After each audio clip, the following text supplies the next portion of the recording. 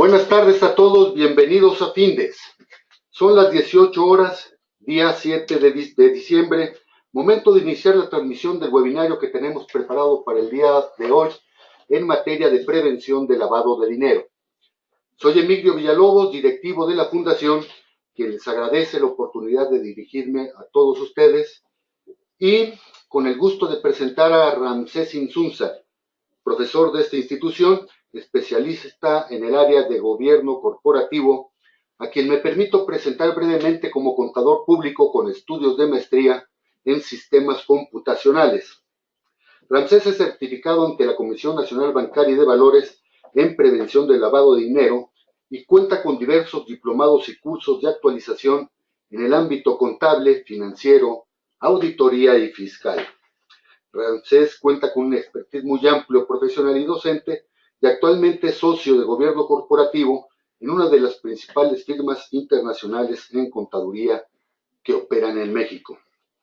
Antes de ceder la palabra a Ramsés, les invito a que formulen sus preguntas, realicen sus comentarios y sugerencias, pues al finalizar de esta plática dispondremos de algunos minutos para atenderles. Ramsés, buenas tardes, podemos iniciar. Muchas gracias, Emilio. Muy buenas tardes a todos.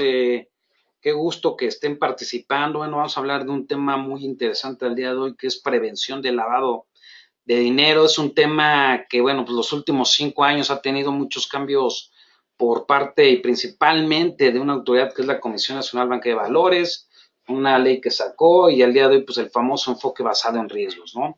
Bueno, vamos a comenzar y vamos a empezar a platicar en qué consiste lo que es el tema de lo que es la prevención de lavado de dinero. Bueno, vamos a empezar con una definición y a veces le llamo una definición del libro, ¿sí? Porque ahorita vamos a ver una definición del organismo, en este caso garante, que es el que da las principales reglas a nivel internacional, que se conoce como GAFI. Sus siglas es Grupo de Acción Financiera Internacional. Bueno, nos dice es cualquier acto o intento de ocultar la fuente de dinero o activos provenientes de una actividad delictiva. Pues de entrada, pues ya estamos hablando de una actividad delictiva. Aquí en México nunca vamos a escuchar la palabra lavado de dinero. Aquí se llama recursos de procedencia ilícita. Y dentro de esta gama o productos, bueno, delictivas, están lo que es venta ilegales de armas, contrabando, prostitución, tráfico de drogas, tráfico de seres humanos, inmigración ilegal, entre otros. Bueno, si nos vamos a lo que es la definición de lo que es el organismo, en este caso, que da las principales reglas en esta materia, que sería el GAFI, como lo comentamos, igual que dice, pues en términos generales es el procesamiento de ganancias de una actividad criminal para disfrazar su procedencia ilícita. Como les comentaba, aquí en México, pues bueno, pues se maneja mucho el tema de recursos de procedencia ilícita y que, bueno, cae mucho con el concepto que maneja el GAFI como tal y que al final, ¿qué te dice? Permite a los criminales gozar de ellas sin arriesgar principalmente su fuente. Bueno, ¿qué es el GAFI? El GAFI es un organismo que emite recomendaciones.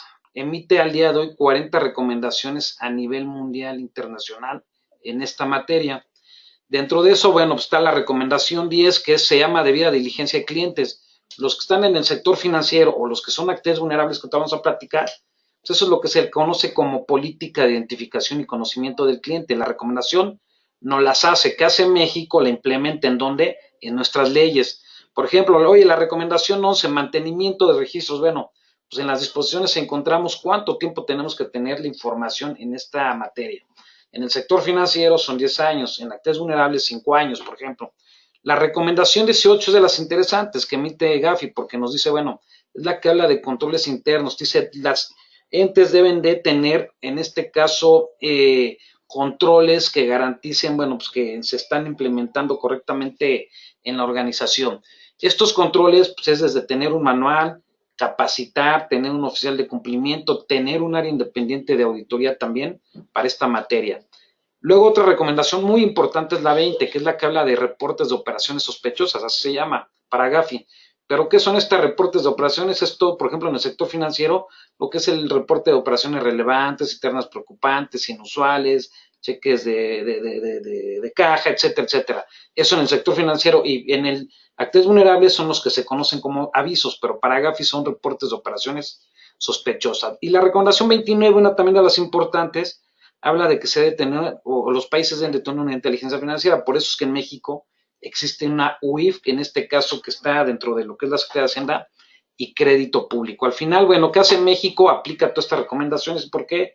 Porque también pertenece al GAFI directamente, es un organismo, ya les decía, intergubernamental, formado por el G7, donde México, bueno, pues también está en este caso o participa activamente en GAFI y al momento de participar tenemos que, en este caso, seguir todas las recomendaciones que en este caso hace, en este caso, este organismo. ¿Qué es lavado de dinero? Bueno, pues aquí sí lo ven en la pantalla, que van a ver, pues prácticamente de forma gráfica, pues el origen ilícito, el lavado de dinero y el origen aparentemente ilícito. Bueno, pues yo el origen ilícito, si lo vemos en términos comunes, bueno, pues es la ropa limpia en una casa. ¿Qué es lo que está en color verde? Pues es la lavadora, donde está el círculo, donde se está moviendo la ropa, donde se está, o hace una serie de procesos que al final, ¿qué permite esto? Que salga la ropa limpia. Bueno, pues aquí sería ya un recurso que era sucio y ahora es aparentemente, ¿qué? Lícito, es decir, sale limpio y ahora sí, yo a veces le digo, pues ahora sí, en este caso en prevención de lavado, pues me lo gasto. ¿Y qué hago yo como persona con la ropa limpia? Pues me la pongo para que me vean bien. Bueno, pues eso es lo que se hace también en la parte de lavado de dinero. ¿En dónde se sustenta todo esto? Bueno, aquí se sustenta aquí en México bajo lo que es el artículo 400 bis. Que este 400 bis es el que te habla de todo lo que tiene que ver o los castigos que tiene que ver en la materia de lo que es recursos de procedencia ilícita. Y lo voy a leer, de hecho. Dice, se impondrá de 5 a 15 años de prisión y de 1,000 a 5,000 días de multa que por sí o por interpósita persona realice cualquiera de las siguientes conductas: adquiere, enajene, administre, custodie, cambie, deposite, den garantía, invierta, transporte o transfiera dentro del territorio nacional de hacia el extranjero a la inversa recursos, derechos o bienes de cualquier naturaleza con conocimiento de que proceden o representan el producto de una actividad ilícita. Te vamos a comentar esta parte, pero ya nos está diciendo todo esto de una actividad ilícita. Y también dice, y con algunos de los siguientes propósitos: ocultar o pretender, ocultar, encubrir, impedir conocer el origen, localización, destino o propiedad de dichos recursos, derechos o bienes, o alentar alguna actividad ilícita. Bueno, lo comentamos rápido. Yo por eso a veces me dicen, oye, si alguien me deposita, le digo, bueno, pues si están a depositar, sí tienes que estar bien, quién te está mandando estos recursos, porque el día de mañana nos pueden castigar bajo el 400 bis. ¿Esto qué quiere decir? Bueno, el sector financiero tiene temas de cumplimiento, de control, y tanto los de actividades vulnerables, pero ¿me pueden acusar de lavado? Claro que sí. Y este es el caso, es bajo el artículo 400 bis, ¿sí? Me dicen, no, y es que tengo que ver que proceden o representan el producto de una actividad ilícita, eso me lo tienen que demostrar. Le digo, sí, pero lamentablemente aquí en México es una actividad ya ilícita y es un castigo federal, es decir, es cárcel automáticamente. Y eso que lleva es un proceso mínimo, a veces te avientas 2 años. Por eso es muy importante, oye, pues me lo tienes que en este caso demostrar, sí, pero mientras, pues en lo que es el proceso, están encerrados. Por eso es muy importante, sí, ver todo esto, desde que me depositen o me van a administrar o enajenar, etcétera, sí tengo que tener cuidado. ¿Y eso qué es? Pues conocer, ¿no? De dónde vienen estos recursos. Bueno, este fundamento del artículo 400 bis se fundamenta bajo lo que te pide GAFI, que es la recomendación 3, y se llama delito de lavado de activos. ¿Qué nos dicen en otras palabras? Los países deben de tipificar este delito en base a la Convención de Viena y Palermo, y estos países deben aplicar este delito de lavado de activos a todos los delitos graves con la finalidad de incluir la mayor gama posible de delitos que determinantes. Bueno, si nos revisa GAFI, viene GAFI a México, revisa y dice, a ver, quiero que me sustentes dónde estás castigando este delito. Bueno, para dar cumplimiento a la recomendación 3, ¿qué hace México? Mira, todo esto lo tengo bajo el 400 ¿qué? Bis, ¿sí? Del Código Penal Federal. Bueno, vamos a pasar a la siguiente lámina. Les decía, es el fundamento principal, pero ¿qué pasa? En México hubo unas reformas, hubo unas leyes en 2012, donde en octubre sale la ley, en este caso federal para la prevención y identificación de operaciones con recursos de procedencia ilícita. Ahora sí tenemos una ley donde te plasma, sustenta todo esto. Y esta ley que tiene principalmente, bueno, como lo ven, yo le llamo la radiografía, que esto es lo que tiene la ley, es decir, 65 artículos, 7 transitorios, y dentro de esto, de lo principal, es lo que se encuadra, lo que está en color rojo, que es el capítulo 3 y el capítulo 4. Bueno, ¿qué te habla el capítulo 3? Todo lo que tiene que ver con entidades financieras y las famosas actividades vulnerables. Sí, aquí te habla lo que es de la sección primera, prácticamente el artículo 13 al 16, todo lo que es entidad financiera. ¿Qué nos dice? El sector financiero va a seguir con sus mismas ¿qué? Reglas como tal. Es decir, va a seguir aplicando sus leyes y disposiciones en esta materia. Y luego la sección segunda, que es el artículo 17 en adelante, son las actividades vulnerables. Aquí en México hay alrededor de 16, 17 ya actividades vulnerables. Una de estas nuevas fue que en enero, pues bueno, se les pide ya a las inmobiliarias. En este caso, bueno, me dedico a vender joyas, vendo automóviles, soy un abusado, soy notario, etcétera. Bueno, estoy obligado a reportar algunas actividades que se les llama, pero es decir, reportar ya controles internos. Y bueno, también, ¿qué más? Es de lo importante el capítulo 4, ya del uso de efectivo y metales, que ya aplica para todos los mexicanos, ¿sí? Es decir, hay ciertas operaciones que están, en este caso, con algunas restricciones, que ahorita las vamos a comentar más adelante, pero bueno, es lo más importante que tiene la ley, que el día de hoy, bueno, pues esta ley fue aplicable prácticamente en julio del 2013, la ley sale en octubre del 2012, 9 meses después, por la parte transitoria 1, es donde te pide que esta ley entra en vigor, ¿sí? Prácticamente. Ahorita vamos a comentarlo, ¿sí? Bueno, ¿qué se hace en medidas de control interno? En otras palabras, bueno, pues para entender lo que es lavado de dinero, aquí en México y en todo el mundo, existen 3 etapas de lavado de dinero, lo que es la colocación, lo que es la estratificación o enmascaramiento, así también se le conoce, y lo que es integración. ¿Qué es colocar? Tengo un dinero ilícito, un dinero sucio, estoy o voy a buscar el medio para meter este dinero y principalmente en dónde voy a tener el dinero, ni modo que lo tenga en mi colchón. ¿Qué hago? Voy y lo meto a un banco, una institución financiera, una casa de bolsa, otra entidad financiera. Primero coloco el dinero. Una vez que coloco, ¿ahora qué hago? Viene la etapa de estratificación y ahorita vamos a comentar. ¿Qué hace la estratificación? Bueno, pues es mover el dinero. Este dinero que metí al banco, ¿ahora qué hago? Lo muevo a otro banco. Una vez que lo muevo a otro banco, lo transfiero a otro país. Una vez que lo transfiero a otro país, lo presto a una empresa. Ese es el proceso de la lavadora que yo le llamo, es donde se empieza a mover el dinero. ¿Y cuál es la finalidad de este proceso? Bueno, pues es para que en este caso sea más, su seguimiento no sea tan fácil. Es complicarle a la autoridad el seguimiento. Entonces, ¿a quién ataca todo este tema? Y al final, una vez que ya se lavó el dinero y hizo todo este proceso, es decir, ya está en la economía nacional, ¿sí? Principalmente, y en el sector financiero. De hecho, así todas las leyes te dicen cuál es la finalidad de estas leyes, hablando en materia de prevención de lavado, proteger el sistema financiero y la economía nacional. Bueno, una vez que ya se lavó, ¿qué pasa? Ya lo integro, es decir, una vez que ya se integró, termina el proceso y bueno, pues aquí entra la economía, al sistema financiero ya disfrazado como dinero legítimo y aquí es donde yo ya no sé si el dinero es sucio o es limpio. Y esto es lo que a veces les complica a las autoridades. Bueno, en la siguiente lámina lo vamos a ver de manera gráfica. ¿Quién ataca la colocación? Pues yo como persona llego a un banco. ¿Quién ataca la colocación? El sector financiero. Aquí es donde los bancos te empiezan a pedir medidas de control, que es identificación de clientes, conocimiento del cliente, si eres persona física, dame cierta documentación, empiezan a ver tu perfil de riesgo, perfil transaccional, conocerte. Aquí es donde se generan principalmente ya los famosos reportes, ¿no? De operaciones, inusuales, internas preocupantes, relevantes. Una relevante, pues que cambió en este año fueron los $7,500 o su equivalente no es decir, yo llego con efectivo con $7,500 o su equivalente en moneda local, automáticamente el banco emite un reporte relevante. ¿A quién se lo envía?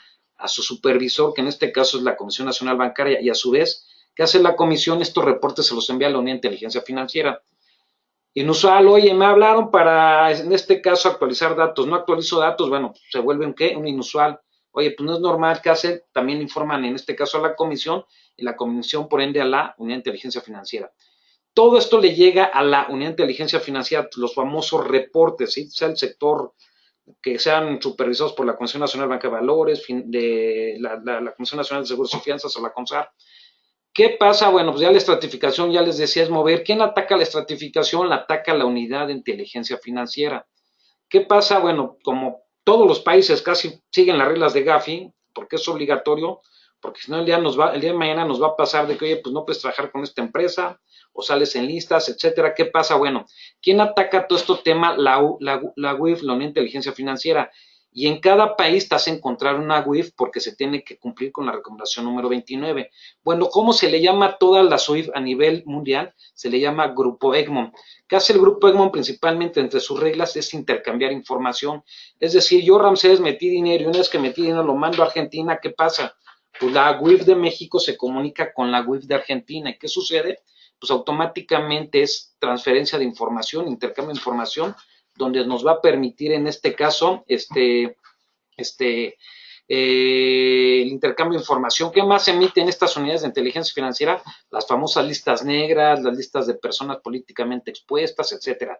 Y ellos van a dar seguimiento a toda esta información. ¿Quién ataca la integración? Pues las actividades vulnerables aquí en México.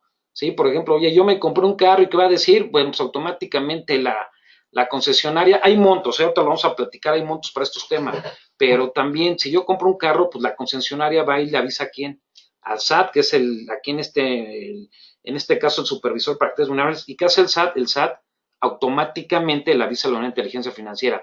Como verán, pues se cierra el círculo, al final, es decir, la UIF tiene toda la información financiera, saben los movimientos que hacemos en esta parte y al final que hacen es jugar con la información y ellos pueden detonar un proceso de revisión el día de mañana, principalmente o de investigación. ¿A qué voy? El sector financiero y actividades vulnerables es un tema de cumplimiento, es decir, ellos tienen que hacer varias cosas para cumplir y avisarles principalmente a lo que es la Unidad de Inteligencia Financiera que va a atacar lo que es la famosa estratificación. Bueno, en temas de riesgos, hablando en materia de control, en materia de riesgo, bueno, pues está la recomendación 1 del GAFI, donde nos habla que se hace una evaluación de riesgos y aplicación de un enfoque basado en riesgos. Como sabrán, el sector financiero es ahorita lo que tiene, es un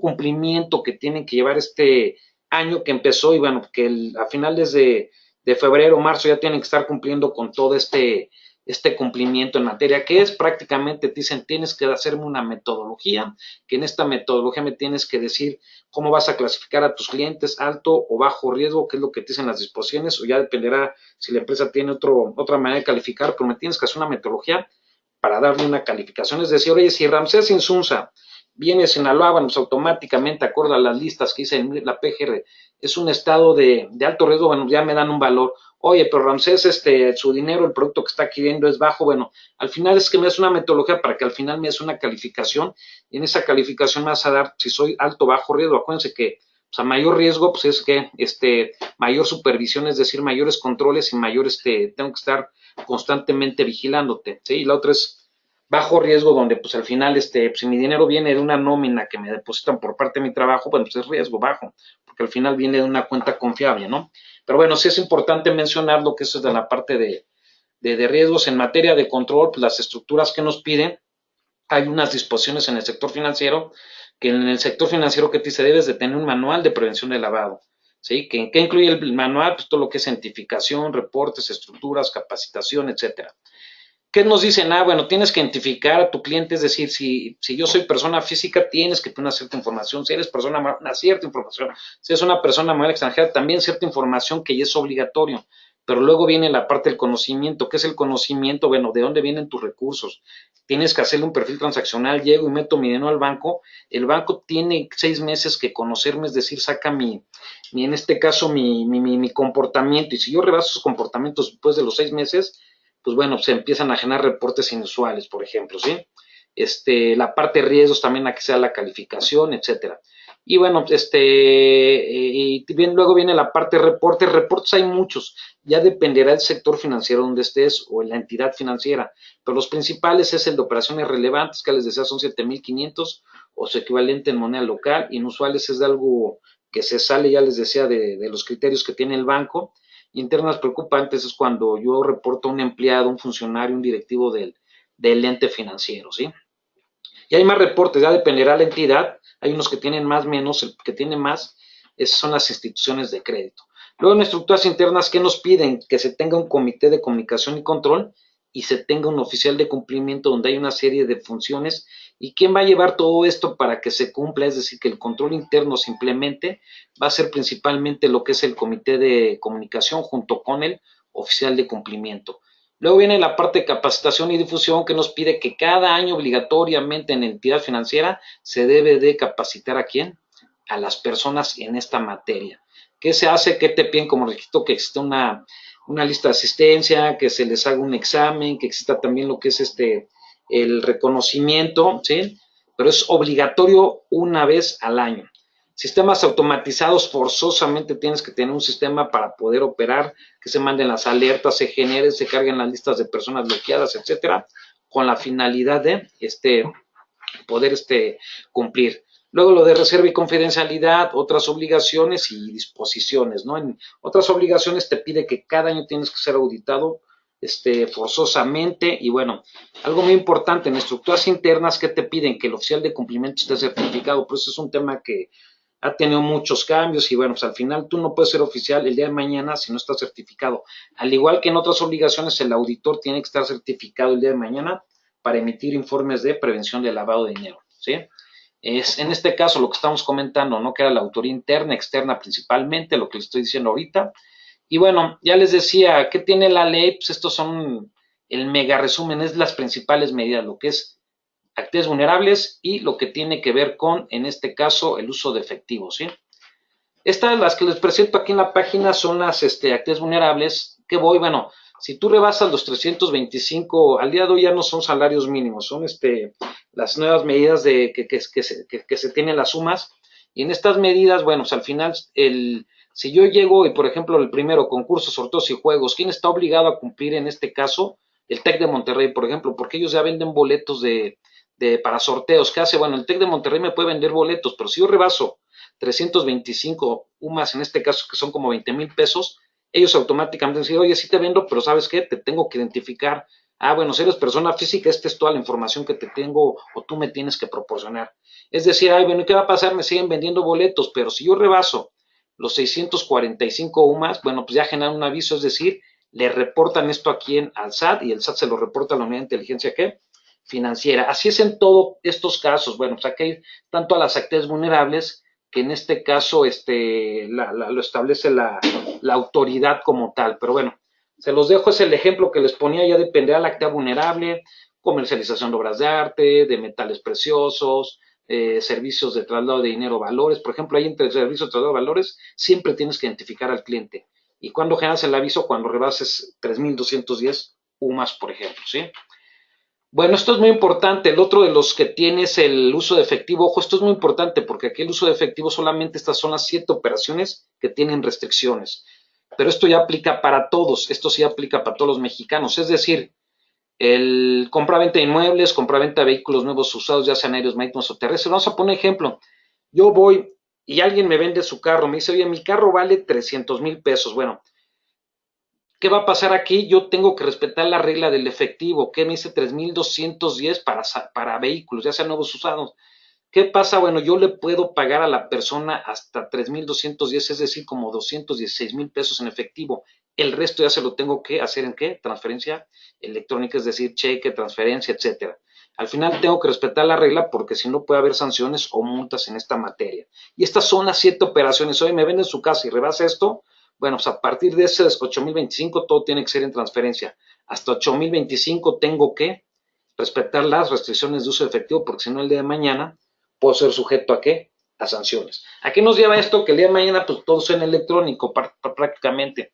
Bueno, y les comento, estos son los portales en prevención de lavado de dinero. ¿Sí? Por ejemplo, aquí en México hay un portal que se llama la Unidad de Inteligencia Financiera y van a encontrar toda la información desde lo que es la UIF, las facultades, las disposiciones de carácter, formatos, personas, etcétera, que ellos son los garantes aquí en México en esta materia. Y bueno, luego va a estar para lo que son actividades vulnerables, lo que es el portal del SAT, así se llama, portal de prevención de lavado, y ahí van a encontrar todas las reglas en esta materia. Y bueno, y luego, por ejemplo, en el sector financiero, los que son regulados por la Comisión Nacional, es el portal del CITIS. Y aquí al final, pues bueno, hay reglas, ya dependerá de la entidad donde estés o la actividad, pero eso es importante porque de aquí va a derivar y bueno, pues hay muchas reglas que ya en otra ocasión se platicará el tema de cumplimiento que es muy interesante en esta materia. Bueno, vamos a pasar a la sesión de preguntas y bueno, les agradezco mucho y vamos a atender las preguntas ahorita que por favor nos puedan hacer llegar. Ramsés, muchas gracias. Como bien dices, es tiempo de atender las preguntas, dudas, sugerencias que nos hagan nuestros compañeros. Tenemos este primer caso, Ramsés. Jorge Galván nos pregunta, ¿cómo es que debo de reportar? Soy trabajador en una inmobiliaria. ¿Cómo es que debo de reportar las actividades raras. Vulnerables. Mira, aquí en este caso no son raras. Aquí al final, pues te dice, tú tienes que mandar la señal, como bien les comentaba. Aquí vas a tener umbrales tanto para identificar a tu cliente como para lo que son los avisos. Por ejemplo, en inmobiliarias siempre tienes que identificar al cliente, siempre. Pero también hay un umbral. Es decir, si esta persona compra una casa o en este caso un departamento y rebasa el umbral, pues yo tengo que enviar un aviso. Este aviso, pues al final es un tema de cumplimiento, ¿sí? ¿Por qué? Porque, bueno, pues es como te lo pide en este caso aquí sería la ley. Y bueno, yo lo que hago es reportar nada más, ¿sabes qué? Ramsés acá en comprar una casa que equivale a tanto. Toda esta información se encuentra aquí en lo que es prácticamente en el portal de prevención de lavado de dinero, pero sí es importante a veces el tema del llenado, el que me pide, los requisitos mínimos, pero al final sí tengo que hacer ese cumplimiento, ¿sí? Pero siempre y cuando se rebase el umbral. Esto es para inmobiliarios de construcción, pero ya les decía, también salió las nuevas reglas para los inmobiliarios, donde te dice, anteriormente es quien compraba, ahora de dónde vienen esos recursos, es decir, los que aportan. Y esa regla empezó a partir de enero del 2017. Gracias, Ramsés. Gabriela López. Gracias, Gabriela. Buenas tardes. Nos pregunta Ramsés, ¿cómo se regulan las operaciones en efectivos de mercados como, por ejemplo, la central de abastos? Mira, en este caso todavía no hay reglas, porque ya les decía, las únicas reglas que están solamente son para estas 7 operaciones que vienen en uso de efectivo como tal, ¿sí? Lamentablemente yo a veces le digo, mira, y lo pongo como ejemplo, si yo llego y le pago a mi doctor 1,000,000 de pesos, ¿le puedo pagar? Sí, porque no está regulado, no está dentro de la ley. Aquí, bueno, pues el día de hoy, pues lamentablemente no hay reglas en esta materia, todo se maneja en efectivo y bueno, pues todavía no está regulado, ¿no? Al final, pues bueno, si no está regulado, pues no es obligatorio, ¿no? Pero sí es importante comentar este tema, que solamente son 7 operaciones que están reguladas y son las que vienen en la ley. Elizabeth Guzmán, gracias Elizabeth, buenas tardes. Nos pregunta, ¿cuál es el límite de depósitos en efectivo al año?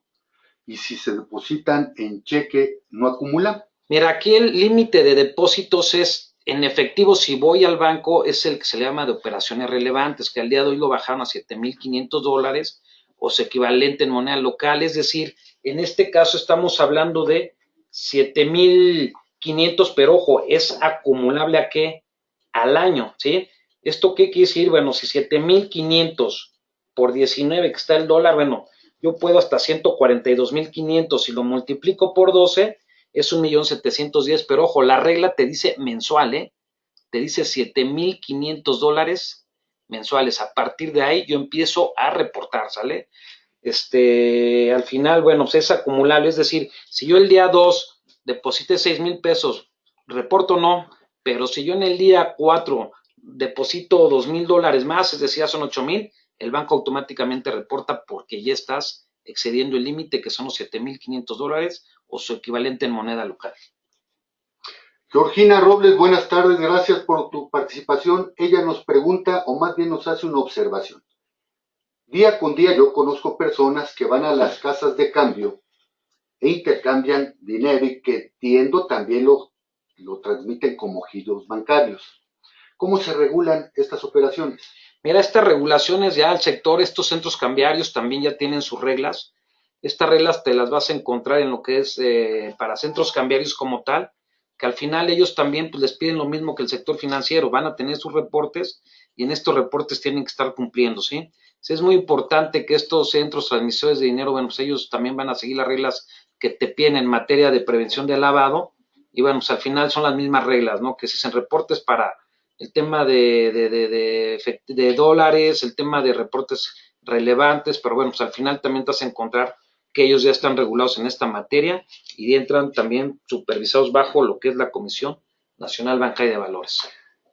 Uno de los participantes nos pide que no identifiquemos su nombre, pero nos dice, acabo de vender un departamento y recibí en efectivo un importe mayor al que comentó y por lo tanto estoy preocupado. ¿Qué debo hacer? Mira, en este caso yo te sugiero que pues sí trates de ver al notario. El notario lo tuvo que haber hecho este tema porque ellos están viendo al día de hoy el tema del uso del efectivo. Yo aquí te decía, esta regla, ojo, es muy importante porque esta regla fue aplicable a partir de lo que es el año septiembre de 2013. Es decir, en julio del 2013 ya era obligatorio. ¿Cuándo empezó o cuándo se tenían que reportar? En septiembre. Es decir, bueno, si entras dentro del septiembre de 2013 a la fecha, pues bueno, tienes que haber o tenías que haber seguido esta regla del uso de efectivo, ¿sí?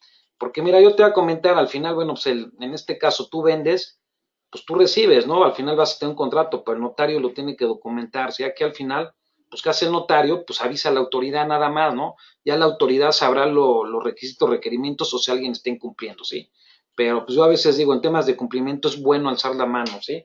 Decirlo y pues bueno, pues, estar limpios, ¿no? Prácticamente. Elizabeth Guzmán, buenas tardes. Nuevamente nos hace una pregunta. ¿El outsourcing es una actividad? Vulnerable se le conoce, sí, es una actividad vulnerable. Eso te lo vas a encontrar en la parte de servicios, ¿sí? En la parte de servicios ahí te vas a encontrar que cuando hay administración, cuando manejas la tesorería, etcétera, eso es lo que se le conoce el outsourcing. Bueno, también es una actividad vulnerable, sí, totalmente. ¿Sí? Pues bien, muchas gracias a todos ustedes. Debamos ya dar cierre a este webinario. No sin antes recordarles que todos los jueves a las 18 horas estaremos abordando temas de interés general en el ámbito de los negocios. El próximo jueves 14 de diciembre a las 6 de la tarde trataremos el tema de inteligencia emocional y sobre el cual específicamente las emociones básicas. Los esperamos. Inviten a sus compañeros, inviten a sus amigos. Y bien, son las 6:32, día 7 de diciembre. Damos por concluido el desarrollo de este webinario. Hasta luego. Muchas gracias a todos.